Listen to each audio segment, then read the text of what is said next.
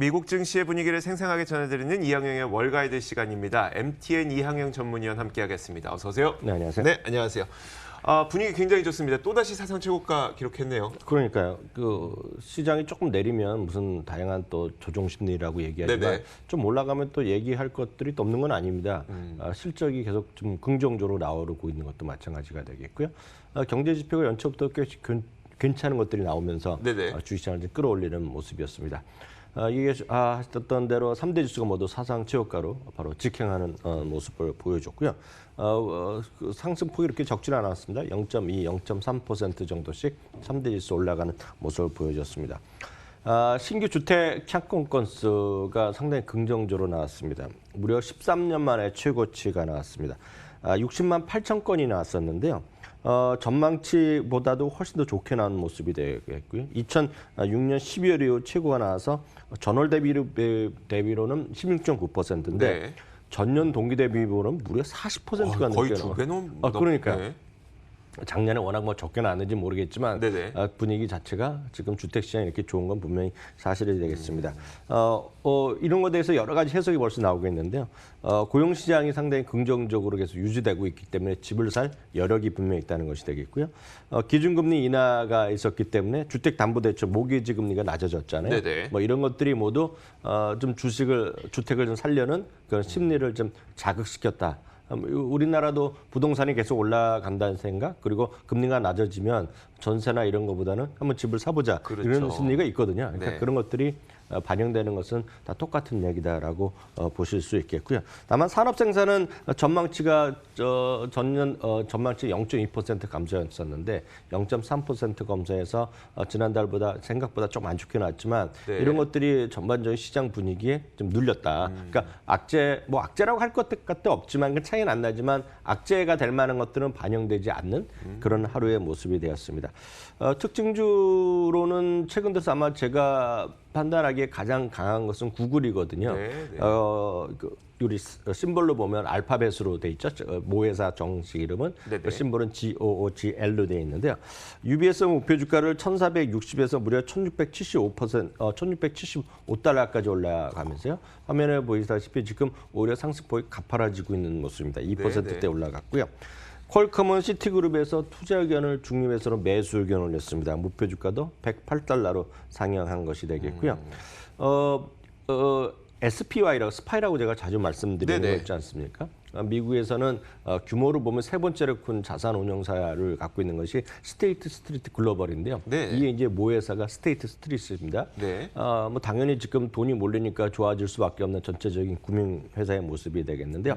나름 깜짝 실적이 나왔습니다. 1.69달러 전망이 있었는데 1.98달러로 이거 20% 이상 실적이 좋아지면서 깜짝 실적이 나오면서 주가가 역시 고점을 향해서 뚫고 올라가는 모습을 보여줬고요. SPY가 그 S&P 500 지수를 그대로 추종하는 네, 맞습니다. ETF라고 말씀하셨잖아요. 네. 그 네. 상품을 만든 곳이 STT 여기라는. 쉽게 해서 운영하는 회사가 스테이트 스트리트 글로벌이라는 회사가 있는데 네네. 그 위에 또 모회사가 네네. 지주회사가 스테이트 스트리트라는 금융회사라고 일단 이해하셔야 되겠고요. 네. 최근 들어서 디즈니는 한 2, 3개월째 쉬고 있는 반면에요. 넷플릭스는 최근 들어 좀 반등을 하고 있습니다.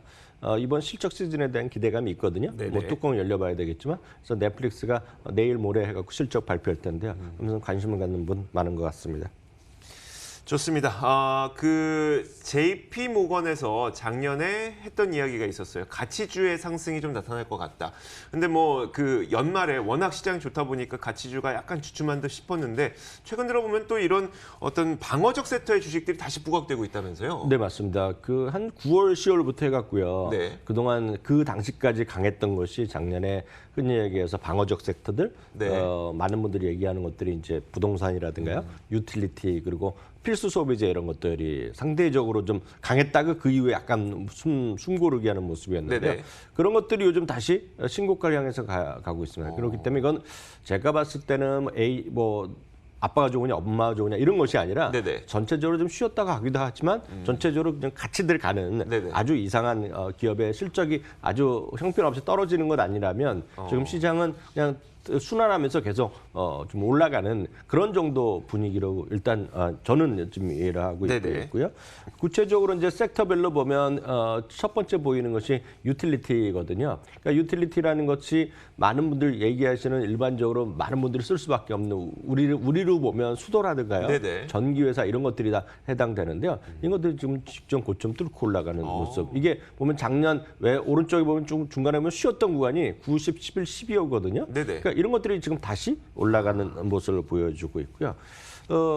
저변동성 ETF가 있으면 저변동성 주식이라는 것은 바로 이런 것들만 모아서 만든 것들입니다. 상대적으로 우리가 흔히 주식 얘기 약간 이론적인 말씀드리면 베타값이 낮은 것들이거든요. 시장이 움직이는 것에 비해서 덜 움직이는 것들. 그래서 좀 안전한 걸 선호하시는 분들이 이런 것들 하는데요. 여기 들어가 있는 것들 제가 말씀드렸던 이런 통신주라든가 그리고 유틸리티 그리고 뭐 리츠 이런 것들 다 포함되는 겁니다. 그래서 섹터별로 ETF마다 뭐 리츠가 들어가고 안 들어가는 것도 있지만 그런 USMB라는 것도 유명한 ETF가 있는데 이것도 지금 완만하게 작년 12월까지 쉬는 그렇게 성장성이 없다 하다가 지금 다시 좀 올라가고 있거든요. 그러니까 USMB가 있겠고요. 또 하나 요즘 보면 하나 더 섹터 말씀드리면 말이 나온 김에 앞서도 이제 다보스 포럼 얘기하시던데 혹시 다보스 포럼 이런 거 보면 많은 분들이 그냥 뉴스만 쉽게 들으시지만 다보스 포럼에 저는 이렇게 습관적으로 홈페이지를 딱 들어가 보거든요. 다보스 포럼에 제일 먼저 나와 있는 사람들이 몇 명 있습니다. 지금 지금 이 친구거든요. 그레타 툰베리가 나오고 있고 저희 방송에서 많이 다루었던 것이 ESG라든가 그리고 보면 지속 가능성, 서스테이너빌리티라는 표현을 많이 하고 있고요. 요즘 보면 제일 핫한 트렌드가 ESG 인베스팅, ESG 매니지먼트 이런 거가 하나의 큰 화두거든요. 물론 이번에 트럼프 대통령도 거기 참석하지만 지금 툰베리가 나왔고 또 말하기 좋아하는 사람들에서 2명의 설전이 또 있나 없나 뭐 그런 거죠. 지금 무슨 얘기죠 지금이 어찌 될까? 근데 이런 친구가 나오면서 지금 화두 큰 가장 여러 가지가 있습니다. 전 세계 지역에 구분 없는 고른 성장 그리고 불평등의 해소 그렇지만 서스테이너빌리티가 지금 가장 큰 화두거든요 지금 다보스 포럼 들어가시면 그래서 제가 봤을 때는 이런 ESG U가 될까 몇 가지가 있는데요. 이거는 제가 지난번에 말씀드렸나요? 레리 핑크 회장이 블랙록의 레리 핑크 회장이 한 얘기가 있죠. 서스테이너빌리티가 모든 투자의 기본 중에 기본이 될 것이라는 얘기하고 있고요. 혹시 단신으로라도 뉴스 보신 분 계시겠지만. 마이크로소프트에서도 얘기한 게 있죠. 2030년까지 우리 식으로 얘기하면 탄소 배출 제로. 뿐만 아니라 아예 네거티브로 가겠다는 거거든요. 그러니까 그런 것들. 그리고 제프 베조스도 바로 그런 얘기를 또 하고 있거든요. 지금 지구 환경 변화에 대해서 부인하는 사람은 이거 정신 나간 사람이다. 그걸 부인하는 사람이 누군지 딱 저는 알거든요. 대적적인 뭐 제가 말하긴 그렇지만 누군지 아실 것 같습니다. 제프 베조스에 반대에 있는 사람. 그러니까 이런 것들이 지금 시장에 반영되고 있으면서 올 한 해 ESG 이런 인베스트가 많이 커질 겁니다. 그리고 작년에는 바로 이 ETF가 SPY보다 수익률이 좋았거든요. 근데 흥미로운 것도 올해도 지금 앞서고 있습니다. 그러니까 이런 것들이 모르겠습니다. 여러분들 판단에 도덕적인 판단이 다 다르시지만 이런 것들이 큰 변화를 가져오는 요인은 분명하다. 이렇게 말씀드릴 수 있겠습니다. 대척점에 서 있는 분을 뭐 위원님이 말씀하기 어려우니까 제가 대신 말씀해드리면 뭐 트럼프 대통령이라고 할 수 있을 텐데. 근데 이제 저는 다보스 포럼이 예전에도 4차 산업혁명이라는 키워드로 어떤 회의를 하고 나서 굉장히 4차 산업혁명에 대한 관심이 높아졌던 것을 봤었어요. 실제 투자 수익률로도 꽤 많은 도움이 됐었고 이번에는 기후변화 협약과 지속가능 성장에 대해서 다보스 포럼에서 다룬다고 하니까 물론 툰베리 16살짜리 꼬마와 그리고 76살짜리 트럼프가 싸우는 것도 중요하겠지만 그것보다도 그런 기후변화와 그리고 지속가능 성장으로 우리가 어떤 투자 기회를 찾을 수 있을지 이번 다보스 포럼에서 한번 좀 지켜보는 것도 좋을 것 같습니다. 자, 이 나머지 주식시장 조금 더 살펴볼까요? 지난 한 주간이었으니까요. 지난주에도 역시 뭐 애플이라든가 마이크로소프트, 앞서 말씀드렸던 구글 이런 것들이 사상체 효과를 계속하면서 S&P 500이 2주 연속 상승을 했습니다.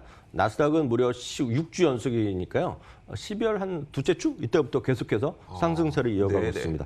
오히려 지난주보다 상승폭이 커졌습니다. 주간 단위로 보면. 나스닥이 2.3% 올랐고요. 다우가 1.8%, S&P 500이 거의 2% 가까이 상승을 했고요. 특징주는 역시 거침없는 상승세를 이어가고 있는 애플이 되겠습니다. 물론 목표 주가로 또 내린 것도 있고 투자금을 내린 것도 있고 다 여러 가지 있지만 하여튼 올라가고 있고요. 네. 마이크로소프트도 그 거침없는 상승세를 이어가고 있습니다. 알파벳은 앞서 잠시 보여드렸고요. 지난주에 아마 금융주 중에 가장 히트를 쳤던 주식은 모건스탠리 갭 상승을 하고 나서 바로 올라가는데 이 그림 잠시 보여드리면 아마 이 부분이 많은 분들이 미국 주식과 한국 주식과의 약간 다른 점을 잠깐 설명드리겠는데 네네. 한국 주식은 이제 실적 발표하는 날 보십시오. 깜짝 실적이 나오면 대부분이 팔자부터 나옵니다. 팔고 보자 하는데 네네. 미국은 팔고 보자는 순간 날아갑니다. 그렇기 때문에 미국은 실적이 또 실적이 어닝 쇼크 나서 급락하면 파는 거로 보셔야 되겠고요. 네네. 실적이 어닝 서프라이즈 나면 사는 거로 보셔야 되겠습니다. 이게 모건 스탠리가 나왔는데 아마 웬만해서는 저 갭이 당분간 훼손되지 않을 겁니다. 그래서 네네. 그런 것이 미국 주시장의 특징이라고 보셔야 되겠고요.